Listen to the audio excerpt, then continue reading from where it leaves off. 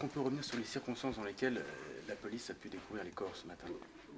La police et les pompiers de Vienne ont ce matin découvert le corps d'une jeune femme et de ses 2 enfants, parce que la grand-mère de ces enfants s'était présentée la veille au commissariat de police de Vienne pour signaler qu'elle n'avait plus de nouvelles de ses petits-enfants dont elle s'occupait et qu'elle n'avait plus de nouvelles de sa fille, qu'elle était donc très inquiète. C'est à la suite de cette visite de la grand-mère au service de police que ce matin, les policiers et les pompiers se sont présentés au domicile de cette jeune femme.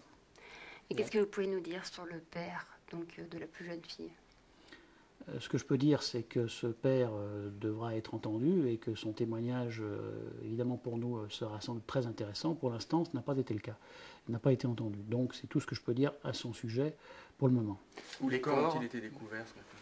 Alors, le corps de la mère a été découvert derrière un canapé, porteur de plusieurs blessures par arme blanche, semble-t-il.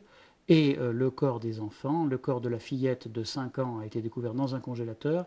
Le corps de la fillette de 3 mois, du bébé donc de 3 mois, a été découvert dans un réfrigérateur. On ne sait pas comment ils ont été tués.